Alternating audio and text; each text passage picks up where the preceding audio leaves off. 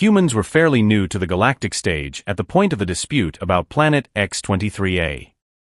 This planet had been claimed by two different species, the humans and the Glath. The Glath were a fairly old species, but extremely militaristic. The Glath were strange in the idea that they were a hive mind, not exactly uncommon, but they had multiple queens who ruled with a sort of democratic system amongst each other. The humans were different from what we had heard of them, although it wasn't much. They were very secretive. They wore bulky suits and rarely ever took them off. In fact, human space was heavily quarantined for being a very deadly environment. It seemed that we Hookums could live there if we wanted to, as long as we were in gravity suits to help compensate for the crushing gravity. The humans also shared our body shape, more or less, being bipedal and having a head in the top of their body. They sounded similar enough to us, but a lot smaller. We had been invited, on the bequest of the Glath, to talks on what to happen with the planet. I think they thought we would side with their claim because of the fact we had long-standing trade connections, and they were part of the alliance that freed our species from what we called the abductors. Since then we had risen to the most powerful and technologically advanced species in the whole galaxy. The human ship is requesting to dock, one of the men said. Tell them to dock in Shuttle Bay 9, their ship is small enough to get in there. The Glath had already arrived and were actually docked on the side of our ship, the Hurtle, and were impatiently waiting in the conference room. I took the turbolift to the conference room. Unfortunately for us, we would have to keep on spacesuits to breathe as we had flooded the room with gases and placed a wall to divide the room into two so two gases could be used, which we were not accustomed to, although the humans did come close but with far too much oxygen. I stood in the room with the Glath ambassador. Many suns, he said, a Glath standard greeting. He looked as if he was staring off into the distance, and I knew I was talking to one of the hive minds directly. A greetings, Your Majesty, I replied. He simply grinned. The hive mind must have found this amusing, and turned away. Then the humans came in. They wore their armor, each with a different symbol on their shoulders and different colors on the armor. I thought these symbols looked oddly familiar. Hello, one of the humans said. He had a deep voice, which was exaggerated no doubt by his suit.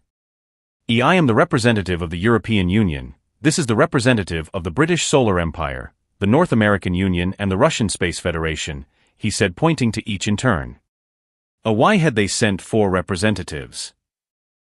I wondered, maybe they were still a nation-state species? The talks began.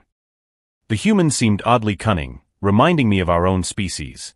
Indeed, I couldn't see their faces, and they couldn't see my own, which made it hard to read facial cues. However, whenever I threw some political nonsense, that only ever applied to these situations, at them, they seemed completely versed in this, as if border disputes were a regular occurrence to them. I'm sorry to interrupt, I said, not really, as the human in a red suit from the British Solar Empire had been rambling on about border laws flawlessly. But you can remove your helmets. We had specially conditioned the atmosphere in your room to be similar to your own world. They looked at each other. We would prefer to keep them on, the North American Union representative said. I insist, I said back, we did take a long time to sort it out. This was an utter lie. It took 10 minutes in reality, but we have been talking for 3 hours now, and I wanted even a small win. I was stunned by what I saw. Look at me. The British Solar Empire representative had taken his helmet off. In fact, it was a she, but that wasn't what shocked me. They looked like us. Nose in the right place, eyes in the right place, ears, mouth with pink lips, pale skin and blonde hair. The Glath had seen it too. What trickery is this, He growled through his sharp, scaly snout. These are your children, not the humans. I'm sorry, what, The EU delegate asked. I can assure you this is no trick, crocodile. What, The Glath said angrily. He and his assistant got up and walked out. I knew this was bad. This was essentially one of their queens after all. The humans looked annoyed and were getting ready to leave. Wait, I said quickly, would you mind waiting here for a while? 30 minutes, one of them said, not looking too pleased. I practically ran down the halls towards the doctor's office. Joko, he smiled. What can I? No time, I panted. Follow me. Now we were both running until we got to another office titled Xenobiology. June, I said, follow me. Now 3 of us were running, 2 looking very confused. The atmosphere in the conference room on our side had become habitable to us again as we walked in. For very shocked, very confused humans looked back at us. June and the doctor were stunned. They were looking at creatures that looked like us but the size of children. Galactic confusion sprouted. 2 species living in space shouldn't look anything like each other, but here we were, nearly identical in all but size. Then the truth seeped out when our historians saw the humans and the logos that looked all too familiar. They were us. Or rather we were them, they were who we once were. The abductors had taken us from Earth before spaceflight had begun to take root. Their flags were the old emblems of freedom in our textbooks of prehistory. We had gained FDL whilst they fought their First World War. We had taken our position as the major power in the galaxy when they landed on the moon.